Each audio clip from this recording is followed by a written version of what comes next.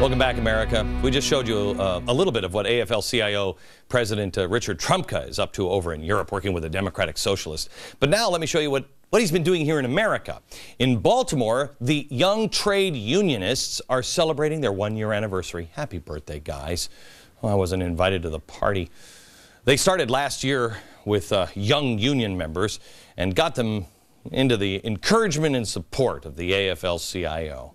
At the party, AFL-CIO Secretary-Treasurer praised them for, quote, working hard to build relationships with other progressive organizations, faith groups, Democrats, and other like-minded Maryland groups. Oh. Well, here's how they're selling themselves to the kids in Baltimore. This is great.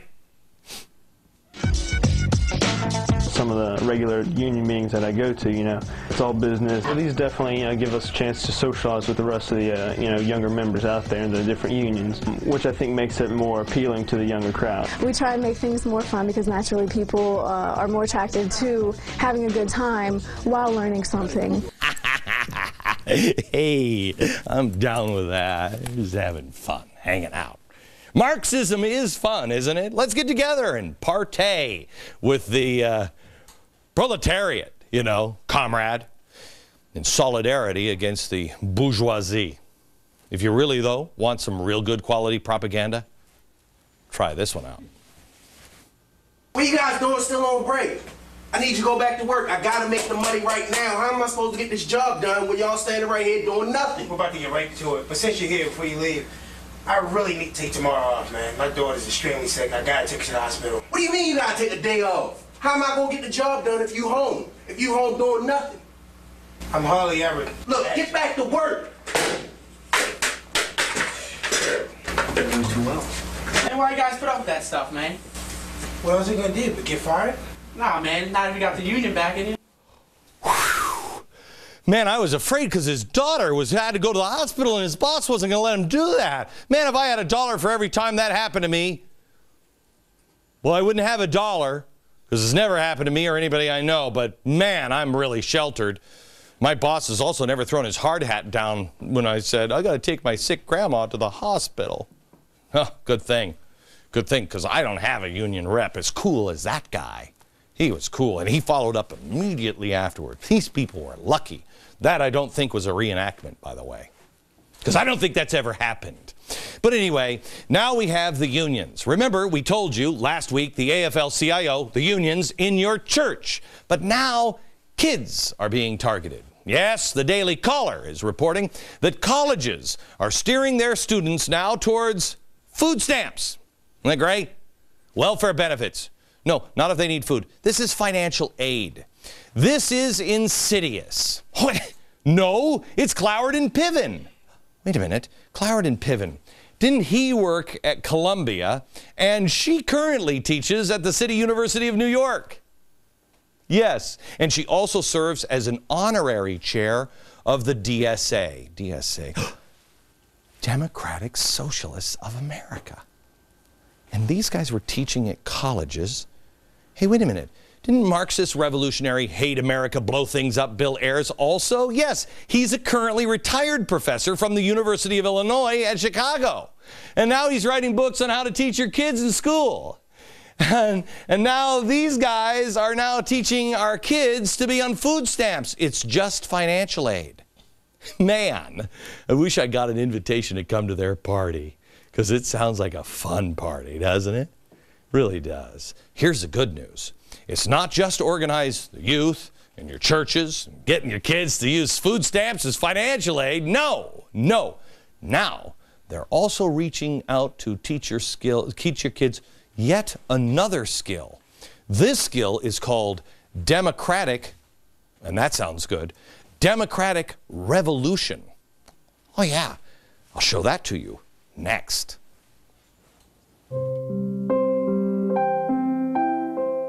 Well, I'm just here to say thank you, Dad. Had you guys not been so irresponsible, then I might not have had the chance to work 70-hour weeks just to make ends meet. Oh, I'm also really digging this hyperinflation.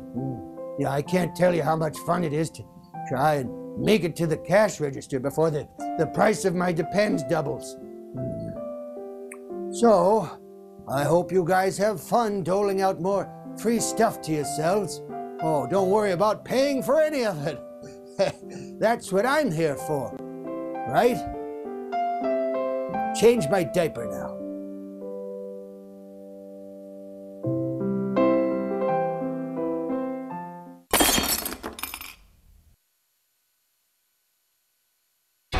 I bring this stuff to you every night because you have to be aware of it. And it's, quite frankly, not stuff I want to bring you every night. But you must be aware, and you must gather your family and know what is happening in your country just outside of your vision. Let me introduce you to a group who would love to influence your college kids. Revolution. So who is Revolution? Well, Revolution is an international socialist youth organization. Quoting, "We are a group of young activists who are fed up with unemployment, war, poverty, cuts, and capitalism." This group published an article called, "What is Violence?" Here's a paragraph from the article that might give you a sense of who this group really is. What is violence?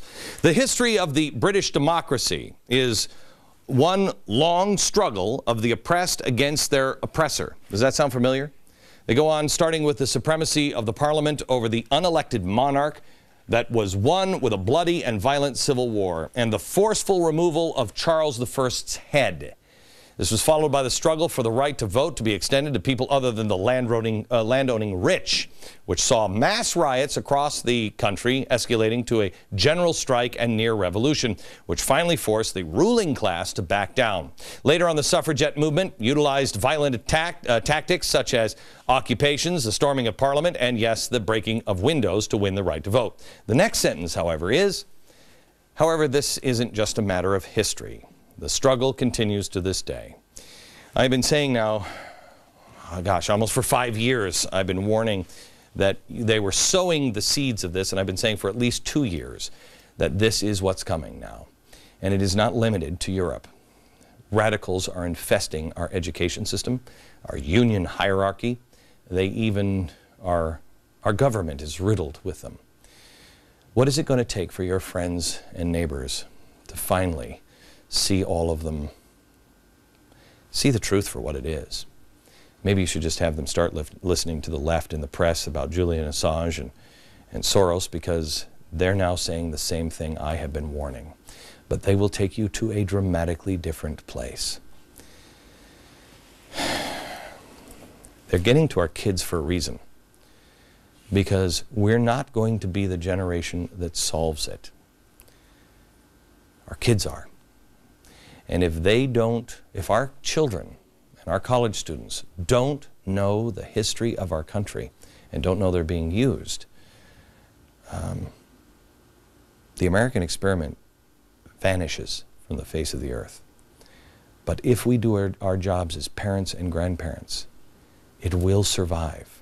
And you will never be able to extinguish the flame of freedom. Back in a minute.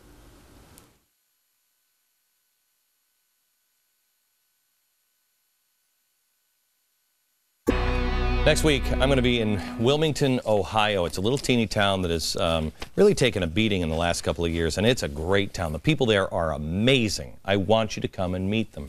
If you're anywhere near Wilmington, Ohio next week, you come. Live broadcast. I'm going to do the radio show in the morning, book signing at the local bookstore that is just the greatest little bookstore, then the live broadcast at night for Fox, and then another stage show, and it all goes to benefit the town. And I want you to come and do your Christmas shopping. There's really cool stuff that is going to happen in this little town. I just saw this article from the Wilmington News Journal. It's about a man from Kansas who drove 640 miles for a haircut after hearing me talk about Wilmington, Ohio. 640 miles. They didn't get his name because he's 62 years old, and he said, "I don't want any publicity on this." But the paper reports that in the past 2 years, they call him Joe, has experienced the death of a parent, divorce, and the death of a son who died around Thanksgiving last year from the H1N1 virus. He said, "I sat around the apartment for 9 months, and I was watching Glenn Beck, and he started talking about the folks in Ohio having a rough time, and something spurred me to get off the couch and to do something." He said, "I thought about it all through the weekend. 3 o'clock on Tuesday morning, I decided to drive to Wilmington and work in the soup kitchen. But on the way there, he realized that he needed a haircut, needed to service his truck, and he needed a new pair of glasses. So he got his hair cut at the Oak Barber Shop in downtown.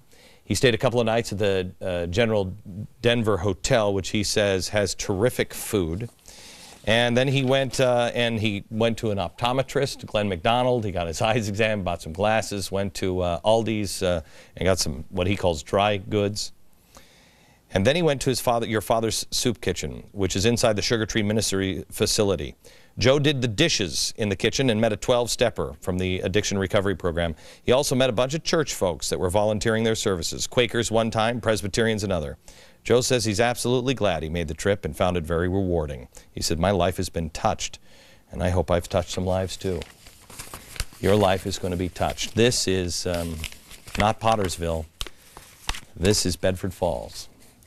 Experience America's first Christmas this year and learn from these people on not how to survive, how to be the Americans that we all want to be, how to be the community that we all want to be. In the face of unbelievable strife, these people are teaching us something that we need to see.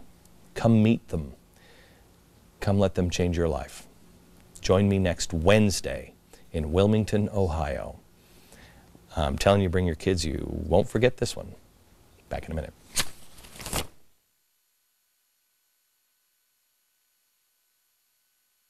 I want you to go to upillar.com. upillar.com.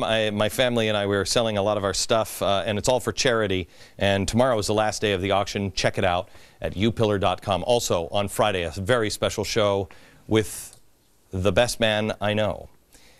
You do not want to miss an hour of inspiration, and you will stand up and say, "I can do it." The Power of the Individual on Friday. Don't miss it. From New York. Good night, America.